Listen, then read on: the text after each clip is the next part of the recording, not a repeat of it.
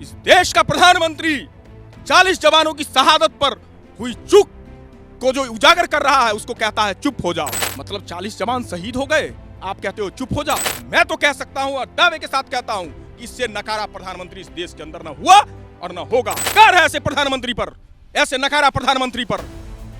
ये तो बेशर्मी की हद हो गई। हमारे 40 जवान शहीद हो गए और आप कहते हो कि हमने सुरक्षा दी, हमने ये दिया। हमारे 40 जवान शहीद हो गए, इससे बड़ी खबर अतीक अहमद माफिया का मरना हो गया। हद हो गई इस मीडिया की। अरे आप बताओ ना मुझे, देश की सुरक्षा महत्वपूर्ण है या अतीक अहमद महत्वपूर्ण है इस देश की मीडिया के लिए? और अगर अतीक अहमद महत्वपूर्ण है इस देश की मीडिया के लिए तो मैं कहूंगा सो गई है, जिसको आप चौथा स्तंभ कहते थे, फेंक दो उखाड़ करके। इस स्तंभ की आवश्यकता नहीं इस देश को। 40 जवान, प्रधानमंत्री जी के पास में 8,000 करोड़ का हेलीकॉप्टर विमान मिलता है, खरीद के लाते हैं खुद के लिए। और क्या हमारे जवानों के लिए 5 विमान नहीं? सतपाल मलिक जी ने एक बड़ी बात बोली वहां करण थापर साहब को। उन्होंने कहा कि अगर मेरे से कहा होता, सीआरपीएफ के कमांडेंट ने अगर मेरे से कहा होता तो मैं आधे घंटे के अंदर में 5, 7, 10 विमान की व्यवस्था करवा देता। चूंकि मैं जब वहां, आपको पता है, आप कश्मीर गए हो शुक्ला जी, हम सारे लोग गए हैं, हमारे देश का अभिन्न अंग है। कश्मीर के अंदर जम्मू और कश्मीर 2 अलग अलग भौगोलिक क्षेत्र हैं। तो जब वहां फ्लड की स्थिति आती है तो बच्चों को एग्जाम दिलवाने के लिए गवर्नर रहते हुए, राज्यपाल रहते हुए सत्यपाल मलिक जी ने विमान की व्यवस्था करवाई। तो जब हमारे बच्चों का एग्जाम, सोचना आप इस बात को, उसके लिए हेलीकॉप्टर और हवाई जहाज की व्यवस्था हो सकती है, तो क्या हमारे जवान के लिए नहीं हो सकती?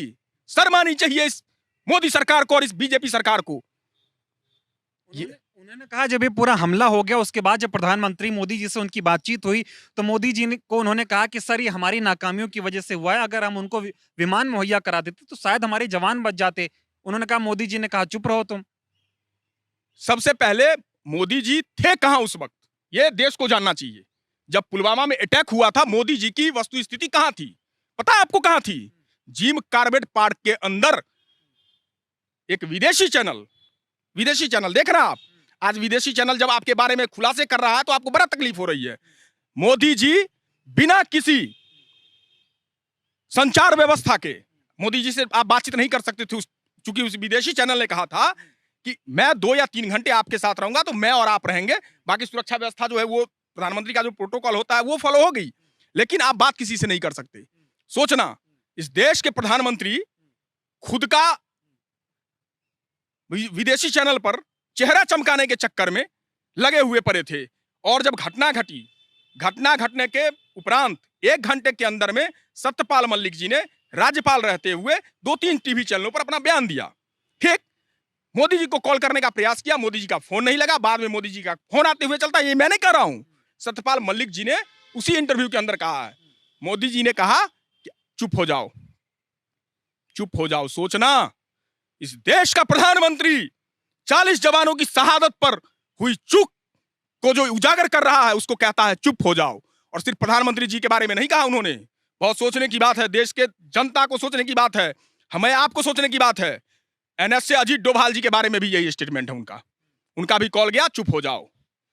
मतलब 40 जवान शहीद हो गए, आप कहते हो चुप हो जाओ। गृह मंत्रालय पर भी कई सवाल खड़े किए क्योंकि सीआरपीएफ ने तो मांग उन्हीं से की। बिल्कुल, राजनाथ सिंह जी गृह मंत्री हुआ करते थे, और आप देखो तो सही, देखो जो करेगा परिणाम सामने आ जाते हैं। राजनाथ सिंह जी का ओहदा 19 पुलवामा अटैक के बाद मुझे लगता है मोदी जी को लगा कि ये आदमी नहीं संभाल पाएंगे, तो बस उनको रक्षा मंत्री बनाया और गृह मंत्री बनाया। उनको, जिनके बारे में उसी बीजेपी के बहुत बढ़िया नेता है डॉक्टर सुब्रमण्यम स्वामी जी, मैं उनका एक इंटरव्यू देख रहा था, उन्होंने कहा कि इस देश के गृह मंत्री या तो झूठ बोल रहे हैं या उन्हें हिमालयी पृष्ठभूमि के बारे में पता नहीं है, और ये दोनों ही हालत में देश के लिए खतरनाक। लोग ये भी कह रहे हैं कि अगर सत्यपाल मलिक जी इतने अच्छे हैं और इतने बड़े देशभक्त हैं, तो जब उस दौरान मोदी जी ने उनसे कहा था चुप हो जाओ, तो मीडिया के सामने सच्चाई बता देनी चाहिए थी, तब वो क्यों चुप रहे? देश पर सर्वप्रथम है कि प्रधानमंत्री का जो फैसला है, जो उनकी प्रधानमंत्री कही हुई बात है, वो सर्वप्रथम। इस पर जवाब दीजिए। अमन जी बता चुके थे, मैंने पहले कोट किया, उन्होंने अपने इंटरव्यू के दौरान कहा है कि मैं 2 या 3 चैनलों में बोल चुका था कि कहीं ना कहीं से ये हमारी चूक है। ऐसा नहीं कि उन्होंने पाकिस्तान को पाक साफ कर दिया था, उन्होंने कहा था 300 किलो आरडीएक्स, सोचना कितनी बड़ी बात है, 300 किलो आरडीएक्स 10 से 15 दिन तक कश्मीर जैसे सेंसिटिव जोन में घूमते रहा, चक्कर काटते रहा, और हमारे प्रधानमंत्री जी चक्कर काटते रहे जिम कॉर्बेट पार्क के अंदर, तब सोचने की आवश्यकता है इस देश को कि वो 300 किलो आरडीएक्स लेकर के पूरा इंटेलिजेंस फेल्योर था वहां, पूरी की पूरी व्यवस्था फेल्योर थी वहां। और मैं तो कह सकता हूं और दावे के साथ कहता हूं कि इससे नकारा प्रधानमंत्री इस देश के अंदर ना हुआ और ना होगा, ना भूतो ना प्रधानमंत्री भविष्यति। हमेशा इस बात में बात करते हैं ना कि उन्होंने सेना को जो सुरक्षा दी, जो संसाधन दिए, वो आज तक कोई पैदा नहीं हुआ जिसमें संसाधन दिया था ना, 40 जवानों की शहादत, ये संसाधन है, ये संसाधन है। और अगर ये संसाधन है तो धिक्कार है ऐसे प्रधानमंत्री पर, ऐसे नकारा प्रधानमंत्री पर। ये तो बेशर्मी की हद हो गई। हमारे 40 जवान शहीद हो गए और आप कहते हो कि हमने सुरक्षा दी, हमने ये दिया। आप समझो इस चीज को, ये इनकी क्रोनोलॉजी थी। अब तो उजागर हो रहा है, एक घटना और उजागर होगी। मैं आपके चैनल के माध्यम से कह रहा हूं, हमारे देश के सीडीएस रहे बिपिन रावत जी, इसी पुलवामा की जांच की बात 2 दिन पहले उन्होंने उठाई थी। हेलीकॉप्टर क्रैश हुआ, जांच इसकी भी होनी चाहिए। पता तो चलना चाहिए देश की जनता को कि वो 300 किलो आरडीएक्स लेके कौन आया था, कौन घूम रहा था और कौन घुमा रहा था, और क्यों ऐसी घटना घटी। फिर ये हेलीकॉप्टर क्रैश का जो सीन आया, स्वर्गीय सीडीएस जो हमारे बिपिन रावत जी थे उनका, आखिर पता तो चले देश को। बड़ा आरोप लगा रहे हैं। क्या कहना चाह रहे हैं कि 2 दिन पहले उन्होंने इस पुलवामा मामले की जांच की बात कही, हेलीकॉप्टर क्रैश हो गया, सरकार कहाँ थे, क्या क्रैश करवाने में? नहीं, मैं कह रहा हूं जांच करवा लो ना, मैं कह रहा हूं जांच करवा लो ना। ये शंका क्यों? अच्छा एक चीज बताओ, देश के एक सिटीजन होने के नाते, एक नागरिक होने के नाते, क्या संविधानिक रूप से हमें यह अधिकार प्राप्त नहीं है कि जहां हमें शंका दिखाएगा, वो भी देश की सुरक्षा की बातें हैं भाई।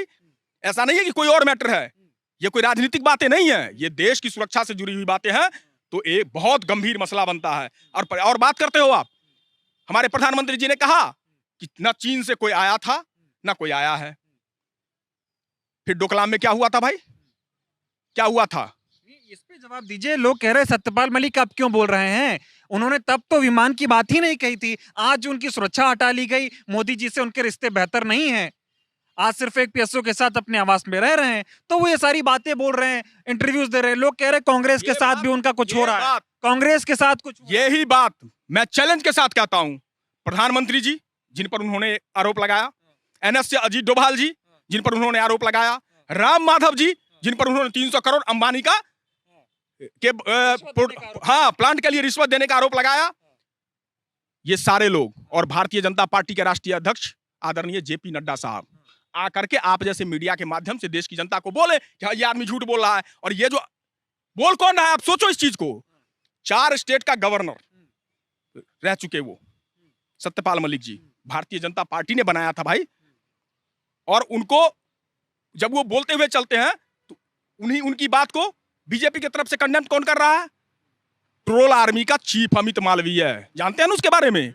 झूठ बोलना और समेट लेना ये उसकी आदत है। किसी बड़े भाजपा के नेता ने इस पर कोई बयान नहीं दिया। आप बताओ तो सही, कहां दिया बयान, कहां दिया बयान? डर गए क्या? खुलासा बड़ा हो गया? बिल्कुल खुलासा होगा, आज नहीं तो कल होगा।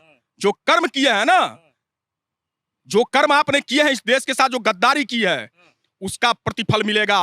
याद रखना, अभी आप सत्ता में हो, आप दबा दो, लेकिन अभी आपने एक सवाल किया, उन्होंने पहले क्यों नहीं कहा? मेरी एक शायरी थी और मैं बड़ा खूबसूरत ढंग से इस चीज को रखता हुआ चला हूं। मैं कहता हूं, साफ गोई जिंदगी का दस्तूर होना चाहिए, साफ गोई जिंदगी का दस्तूर होना चाहिए, कर्म अपने रब को भी मंजूर होना चाहिए, और सच को सच कहने की हिम्मत हो ना अगर, इतना नहीं इंसान को मजबूर होना चाहिए। इस देश में आप बताओ अमन जी, इस देश की कौन मेन स्ट्रीम मीडिया है जो सत्यपाल मलिक जी के बयान को लेकर के कुछ बोल पा रही है? बोला किसी ने? तो इतनी बड़ी खबर आ गई यूपी से, उसको दिखाएं मलिक साहब को दिखाएं। हद हो गई, हद हो गई। क्या कहूं इस मीडिया के बारे में? मतलब देश की सुरक्षा, हमारे 40 जवान शहीद हो गए, इससे बड़ी खबर अतीक अहमद माफिया का मरना हो गया। हद हो गई इस मीडिया की।